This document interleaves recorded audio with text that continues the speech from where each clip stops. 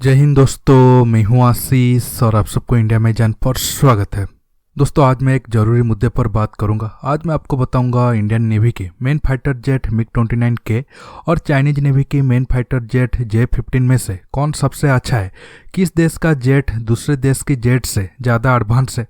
जानने के लिए आप आखिर तक ये वीडियो को देखते रहिए। देखिए, जब हम नावल फाइटर जेट की बात करते हैं, सिर्फ वो फाइटर जेट ताकतवर हो जाने से काम नहीं चलेगा, क्योंकि novel fighter jet aircraft carrier के बिना अधूरा है। अगर एयरक्राफ्ट कैरियर अच्छा है पर उसके ऊपर रहने वाला फाइटर जेट अच्छा नहीं है तो कोई फायदा नहीं होगा।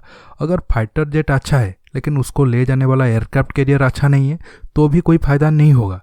एक नेवी तब ताकतवर बनेगा जब एयरक्राफ्ट कैरियर अच्छा होने के साथ साथ उसके ऊपर रहने वाला फाइटर जेट भी उतना ही अच्छा हो। अब अमेरिका दुनिया का इकलौता देश है जिसका एयरक्राफ्ट कैरियर जितना खतरनाक है, उसके ऊपर रहने वाला फाइटर जेट भी उतना खतरनाक है। इस पॉइंट से अगर हम चीन को देखेंगे तो उसका J-15 जितना खराब है, अब उसको ले जाने वाला लियोनिंग और सैंडोंग एयरक्राफ्ट कैरियर उतना कबाड़ यानी कि खराब है। लियोनिंग एयरक्राफ्ट कैरियर पर तो मैं आपको डिटेल्स में वीडियो बनाकर बताया था कैसे चीन दुनिया को धोखा देकर पुराना जंक लगा शिप्स के हल को लाकर बाद में उसे मॉडिफाई करके लियोनिंग एयरक्राफ्ट कैरियर को बनाया है। लेकिन पुराना शिप्स के हॉल इतना खराब था कि वो लॉन्ग रेंज की मिशन के लिए फिट नहीं है। लियोनिंग अब सिर्फ चाइनीज नेवी के लिए ट्रेनिंग का काम करने के साथ साथ चीन की जल सीमा से मैक्सिमम 200 से 300 किलोमीटर तक ऑपरेशन को अंजाम दे सकता है। इसलिए चीन इसे एक वक्त में पाकिस्तान को देना चाहता था, लेकिन बाद में माइंड चेंज कर दिया। चीन का दूसरा एयरक्राफ्ट सैंडोंग भी कमीशन्ड होते होते 1 साल के ऊपर हो गया है, लेकिन अब भी वो पूरी तरह से बैटल रेडी नहीं हुआ है। कहा जाता है कि उसकी डिजाइन में और इंजन में कुछ प्रॉब्लम है। इस वजह से ये भी लॉन्ग रेंज यानी कि इंडियन ओशन में आकर इंडिया को चुनौती देने लायक ऑपरेशन नहीं कर पाएगा। ये सिर्फ ताइवान को धमकी देने या फिर चीन के आसपास रहकर ऑपरेशन को अंजाम देगा। अब सारा फोकस चीन की थर्ड एयरक्राफ्ट कैरियर पर टिका है जो इस साल या फिर अगले साल लॉन्च होगा, और ये बैटल रेडी होते होते 2025-26 हो सकता है। और इसमें काटापुल्ट सिस्टम है। चीन ये काटापुल्ट टेक्नोलॉजी को चालाकी से दूसरे देशों से चुराया था। अब की प्रेजेंट टाइम में चीन की एक भी एयरक्राफ्ट कैरियर अपना 100% ताकत को इस्तेमाल करने के लायक नहीं है। इसके साथ चीनी मीडिया ने खुद माना है उनकी J-15 में कई सारे कमियां हैं। इंडिया की बात करें तो हमारा INS विक्रमादित्य और INS विक्रांत जो इस साल कमीशन्ड होगा, दोनों एयरक्राफ्ट कैरियर में कोई कमी नहीं है, लेकिन MiG-29K में कमियां है। फिर भी ये J-15 से बेहतर है। ऐसा मैं क्यों कह रहा हूँ आपको पॉइंट वाइज बताऊंगा। देखिए, सबसे पहला पॉइंट है J-15 रशियन जेट सुखोई 33 का नाकाम कॉपी है। चीन यूक्रेन से 2001 में सुखोई 33 को लिया था। इसको रिवर्स इंजीनियरिंग करके J-11B और J-15 जेट बनाया था, लेकिन खुद रूस सुखोई 33 की परफॉर्मेंस से खुश नहीं था। इसलिए काफ़ी कम टाइम सुखोई 33 को रशियन नेवी में सर्विस में रखने के बाद उसे MiG-29K से रिप्लेस कर दिया गया था, और अब भी रूस MiG-29K को अपने नेवी में इस्तेमाल कर रहा है। इंडिया डायरेक्ट रूस से MiG-29K को लेकर इस्तेमाल कर रहा है। दूसरी तरफ चीन रूस का एक नाकाम जेट का कॉपी वर्जन इस्तेमाल कर रहा है। चीन तो उसे बनाया था F-18 को मात देने के लिए। F-18 छोड़ दीजिए, ये एयरक्राफ्ट कैरियर में इस्तेमाल होने लायक प्लेन भी नहीं है। आप खुद चाइनीज मीडिया का रिपोर्ट देखिए जहां लिखा गया है J-15 चीन का पहला फाइटर जेट है जिसे एयरक्राफ्ट कैरियर के लिए बनाया गया था। इसकी डिजाइन ठीक से नहीं हो पाया, इसलिए J-15 का परफॉर्मेंस खराब होने के साथ साथ कई सारे प्लेन क्रैश भी हुआ है।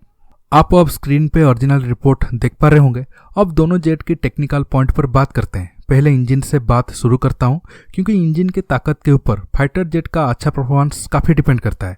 लेकिन इससे पहले ये आपको बता दूं, J-15 बड़ा जेट है MiG-29K के कंपेयर में। MiG-29K एक मीडियम वेट फाइटर जेट है। दूसरी तरफ चीन की J-15 heavy weight fighter jet है। आप ऐसा समझो चीन सुखोई 30 को एयरक्राफ्ट कैरियर में इस्तेमाल कर रहा है, जो सही नहीं है, क्योंकि इतना बड़ा फाइटर जेट एयरक्राफ्ट कैरियर के लिए सही नहीं होता है।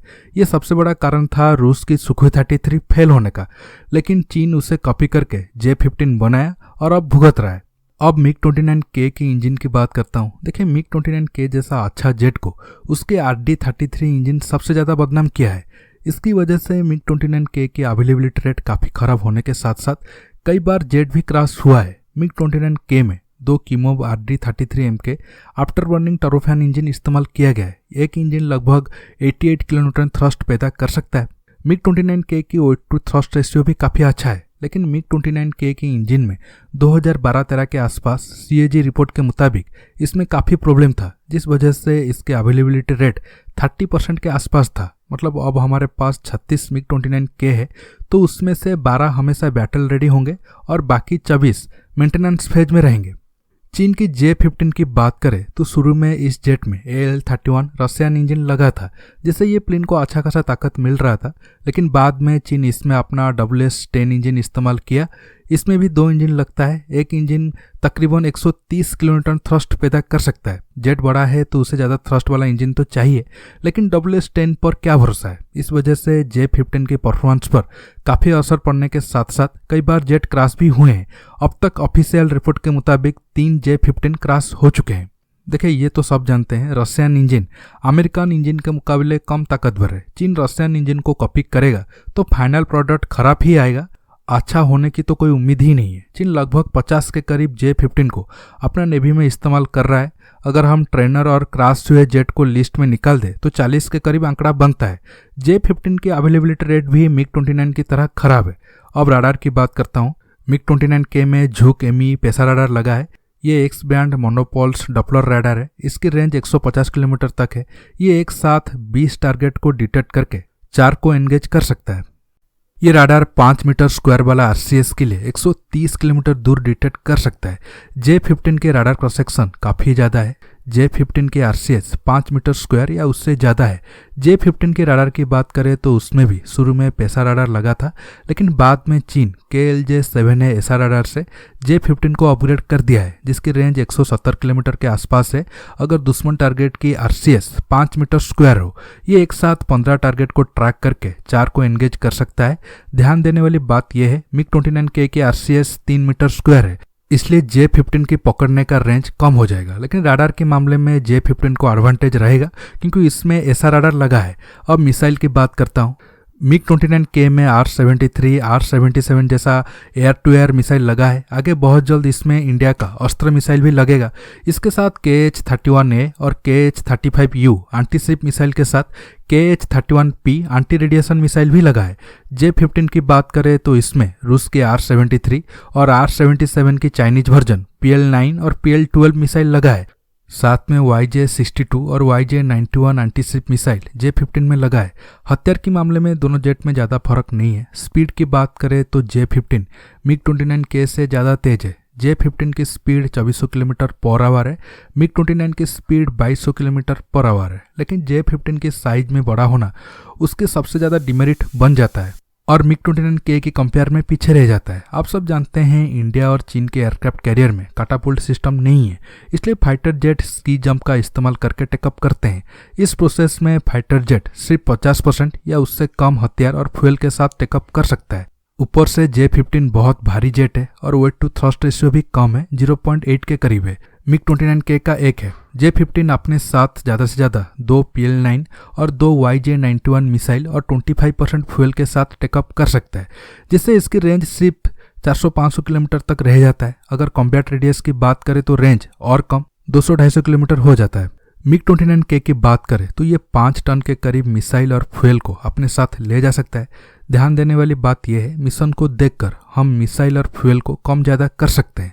मिग 29 की रेंज 1300 किलोमीटर है, जो J-15 के मुकाबले काफ़ी अच्छा है। इसलिए चीन कॉपी करके J-15 तो बना दिया, लेकिन उसका J-15 हमारा मिग 29K के आगे नहीं टिकता है। दोस्तों, आज की वीडियो में बस इतना ही। आपको ये वीडियो कैसा लगा नीचे कमेंट बॉक्स में कमेंट करके बताइए। दोस्तों, ये वीडियो को ज़्यादा से ज़्यादा लाइक शेयर करने के साथ साथ आप मेरे चैनल को सब्सक्राइब करना मत भूलिए और सब्सक्राइब बटन के पास जो बेल आइकन है उसे प्रेस करिए, ताकि आगे आप मेरे आने वाले वीडियो को मिस न कर सके। दोस्तों, रहता हूँ, बहुत जल्द एक न्यू टॉपिक के साथ मिलूंगा। नमस्कार, जय हिंद।